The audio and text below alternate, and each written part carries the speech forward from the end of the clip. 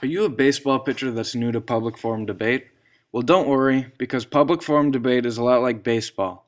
The first part of public forum debating is the topic. In public forum, when you're preparing to face an upcoming baseball team, you have to know what kind of style of play they have. If they have a weakness, you have to try to exploit that weakness and win the game. This is similar to preparing to debate a topic because you have to understand exactly what the topic means and how to argue it the best you can in order to win the debate. The next part is developing both a pro case and a con case. Each case should start with a quotation supporting your side. You should define key terms and should have 2 to 3 contentions, with each contention supported by 3 arguments.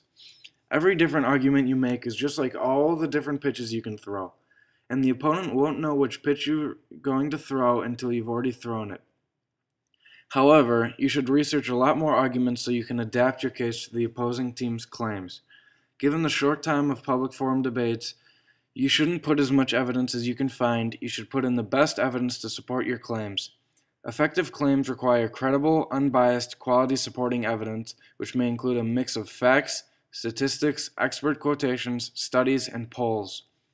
The best places to search for evidence are LexisNexis, Project Muse, JSTOR, and Google Scholar. It's time for the actual debate now. The first important rule to follow at a tournament is to dress for success. Just like in baseball, you have to wear a jersey, baseball pants, and cleats. You should wear a suit, slacks, a tie, and dress shoes to a debate. You want to make a good impression on the judge, and dressing for success is the best way to do that. Before every round starts, there is a coin flip.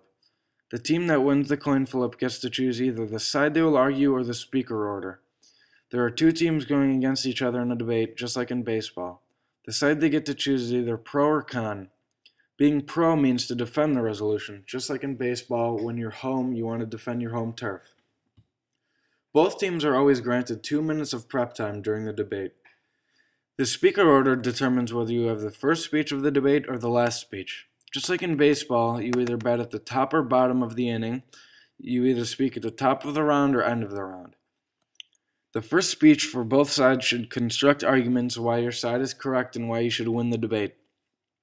These speeches last 4 minutes. This is the speech where you read your case, which includes the introduction, contentions, and conclusion. If your team chooses to go second, you should read your speech a little bit faster to make sure you can argue against the contentions made by the other team. After these speeches comes the 3-minute crossfire, which is between the 2 people that spoke. The purpose of the crossfire is to ask questions to the opponent, trying to prove their arguments wrong. The second speaker's primary purpose of their speech is to refute the other team's arguments by analyzing and explaining flaws in the opponent's position. The speaker should identify the opponent's key arguments and attack them by providing evidence that destroys or reduces the opposing position. Additionally, some time in the speech should be used to rebuild or add to the original case. This speech is also 4 minutes long. There is another crossfire after this round. The 2-minute-long summary speeches consist of the debater finding a way to explain issues in the light of all that has happened so far. Since this speech is so short, you have to make sure not to speak too rapidly that you lose clarity. Effective delivery is critical to impact the arguments of a citizen judge. This is when the debate usually gets taken down to 1 or 2 key arguments. You should make sure to extend some of your claims and give more evidence to refute theirs. After these speeches comes the grand crossfire. All 4 debaters participate in this. If you try to dominate the crossfire or be rude, you will lose points. Last comes the final focus. This is when you should use the rest of your remaining prep time. In the final focus, you should show the judge why your team won the debate. You should choose the most important argument you are winning and summarize the analysis and evidence that make it so important. Show that if you win this argument, you have to win the debate. Now that the round is over, the judge makes a decision on which team won. At a tournament, you repeat this process multiple times against different teams, just like the regular season in baseball. Once the season is over, the best teams make the playoffs. The same happens in debate. The playoffs are single elimination, and whichever team wins gets a first place award. Now that you've made it through this video, you're ready for public forum debate.